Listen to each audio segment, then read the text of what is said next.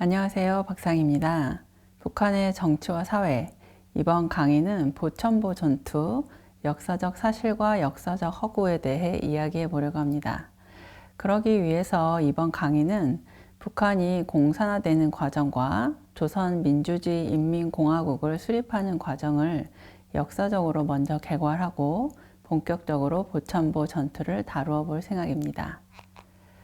보천보 전투는 역사적인 사실이지만 그것이 북한에서 매우 과장되고 영웅화되어 왔기 때문에 역사적 허구를 만나는 현장이 되기도 하겠습니다. 북한을 이해하기 위해서 역사적 접근을 먼저 해야 할 것 같은데요.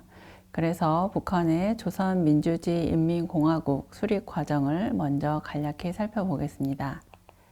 두 번째는 북한에서 정권 수립 시기에 김일성 체제를 어떻게 구축하게 되었는지를 살펴보려고 합니다. 당시 북한에는 다양한 정치 세력이 존재했고 1950년 6.25 한국전쟁, 1956년 8월 종파 사건을 겪으면서 김일성 세력 외에 다른 세력들을 모두 숙청하는 계기가 되죠. 이로써 김일성 체제가 구축되기 시작합니다. 세 번째, 북한의 공산화 과정에는 김일성이라는 인물이 두드러지게 부각되기 시작하는데요. 그 명성을 얻는 데 결정적인 역할을 한 보천보 전투에 집중해서 살펴보도록 하겠습니다. 구체적으로는 정관철의 유화, 보천보의 횃불이라는 그림을 통하여 보천보 전투의 역사적 사실과 허구를 들여다보겠습니다. 네 번째와 다섯 번째는 그림 분석에서 더 나아가 1967년에 해산시에 만들어진 보천보 전투 승리 기념탑을 해석해 보려고 합니다. 정면 중심에 서 있는 김일성, 원근법이라 할 수 있는 투시적 비례관계, 기념탑에 드러나는 시간성과 공간성, 그리고 기념탑이 호숫가에 비치도록 만드는 재현 방식 등에 대해서 논의하겠습니다. 마지막으로 이 강의 북한의 정치와 사회에서 북한을 바라보고 해석하는 방법론을 소개하려고 합니다. 저번에 첫 강의에는 북한의 다큐멘터리 어떤 나라라는 영상을 함께 이야기했고 이번 강의에서는 보천보 전투와 관련한 그림과 기념탑을 해석하며 이야기할 예정인데요. 앞으로 이 강좌는 주로 김일성, 북한의 그림, 기념물, 사진 등의 도상을 통해 북한을 이야기하려고 합니다. 이렇게 시각적인 도상을 해석하는 분야를 도상 해석학이라고 하는데요. 이러한 접근 방법에 대해서도 여러분들이 알고 있다면 앞으로의 강의가 조금 더 잘 이해될 것 같아서 그 연구 방법을 설명하려고 합니다. 그러면 오늘 강의를 시작하도록 하겠습니다. 북한의 역사에 대해 잠시 살펴보겠습니다. 대체로 소련에 의한 점령 공산주의 유형은 3단계를 거친다라고 하는데요. 북한은 소련에 의한 점령 공산화의 전형적인 형태로 공산화된 정권이라고 볼 수 있겠습니다. 그 3단계와 함께 북한의 공산화 과정을 간단히 정리해 보겠습니다. 먼저 소련의 경우 제1단계로 순수 연립정부를 수립하는 단계로 시작합니다. 공산당 이외의 다른 당도 참가하는 연립정부를 먼저 세우고 모든 정치 세력을 정치 체제에 편입시키죠. 아울러 소련에서 훈련된 공산 지도자를 부각시켜 정치 주도권을 장악하도록 만듭니다.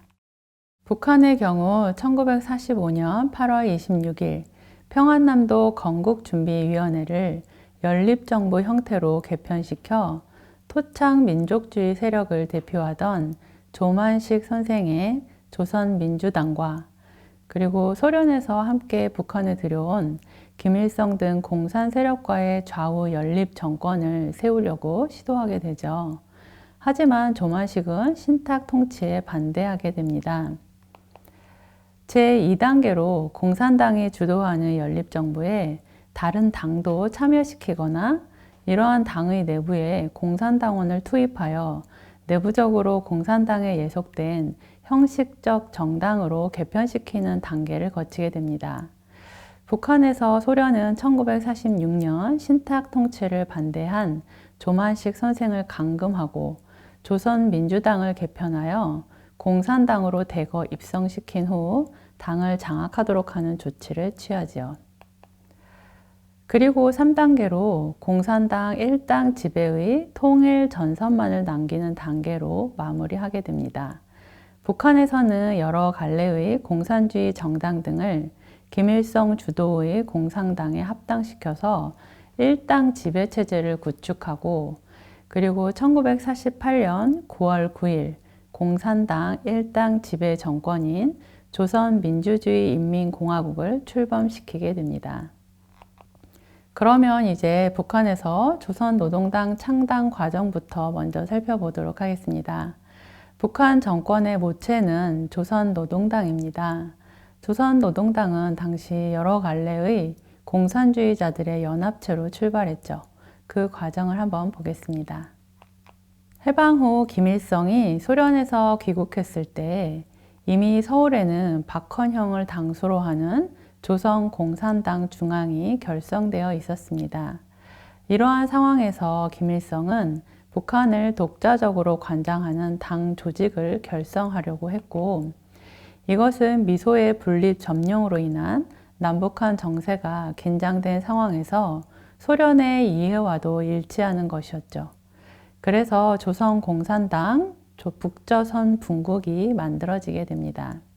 김일성을 중심으로 한 북한 지역의 대표적인 공산주의자 70여 명은 1945년 10월 13일 평양에서 서북 5도 당원 및 열성자 연합대회를 열죠. 그래서 서울의 당 중앙관은 별개의 독자적인 당 기구로서 조선공산당, 북조선 분국을 결성할 것을 결정하게 됩니다. 이 분국에서 김일성이 책임 비서로 선출되죠.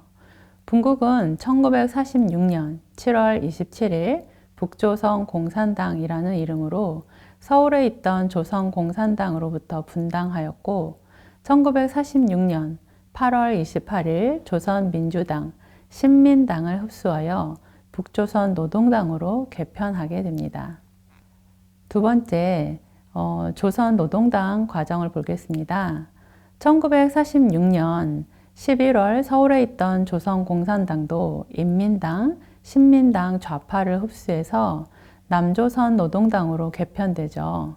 그리고 1949년 6월 30일 평양에서 남북노동당의 합당대회를 가지고 두 당을 통합하여 조선노동당을 창당해서 오늘에 이르게 됩니다.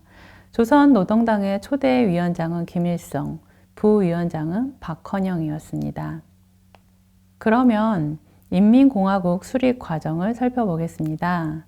당시 한반도는 1945년 12월 말 모스크바 삼상회의에서 결정된 신탁 통치로 좌우익이 극심하게 대립하게 되죠. 조만식을 중심으로 한 조선민주당 수뇌부는 신탁 통치 거부라는 명분으로 모스크바 삼상회의 결정사항을 반대합니다. 반면 김일성을 중심으로 한 북한 공산주의자들은 조선의 민주주의적 임시정부를 수립한다라는 결정사항 제1조에 초점을 맞춰서 지지를 표명하게 되죠. 이 상황에서 소련 군정은 조만식을 연금하고 김일성 세력은 조선민주당과 결별하게 됩니다. 이러한 신탁 통치 정국은 북한에서 김일성의 유일 지도자로서의 부상을 촉진하게 되고요. 좌파 중심의 정치 지형을 구축하는 데 결정적인 계기가 되었습니다. 소련 군정과 김일성 지도부는 신탁 통치 파동을 겪으면서 이미 남북한의 분단이 단순히 지역적 분단이 아니라 이념적, 계급적 분당으로 진행되고 있음을 느꼈을 것입니다. 이에 그들은 1946년 2월 8일 북한 지역에서의 단독적인 개혁을 추진하기 위해서 임시중앙주권기관인 북조선 임시인민위원회를 결성했고 사실상의 정부로 기능하기 시작했습니다. 김일성은 이 기구의 위원장에 취임하게 되죠. 바로 이것이 김일성이 북한 전 주민의 최고 지도자로 취임한 최초의 사건이었으며 그 뒤 그는 48년이 넘도록 이 자리에서 내려온 적이 없었습니다. 1946년 선거를 실시하고 1947년에 인민위원회를 구성하면서 김일성을 위원장으로 연립정부를 출범하게 됩니다.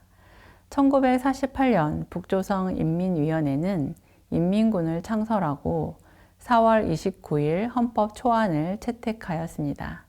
이어서 9월 9일 조선민주주의 인민공화국 수립을 선포하게 되죠. 김일성은 곧 초대 내각수상에 취임하였습니다. 이때 남로당 지도자인 박헌영은 내각 부수상 겸 외상으로 입각했죠. 그리고 당의 역할 분담의 차원에서 소련계 한인으로 당 조직을 맡아온 허가이가 부위원장이 되어서 전담하게 되었습니다. 그리고 1949년 6월 남북노동당이 조선노동당으로 합당하자 김일성은 박헌영을 제치고 당 중앙위원회 위원장에 취임하게 됩니다. 이 시점에서 그는 박헌영, 허가이, 박일우 등과 국사를 분담하고 있었기 때문에 실제 권력은 확보하지 못했으나 명실상부한 최고 지도자의 자리에 오르게 된 것이죠. 당에서는 1946년부터 그를 위대한 영도자로 호칭하기 시작했으며 1948년부터 항일 유격대 출신의 군 지도자들은 수령으로까지 부르게 됩니다. 이 수령 호칭은 한국전쟁을 계기로 북한 사회에서 일반화되었습니다. 네, 이번 차시는 여기서 마무리하겠습니다.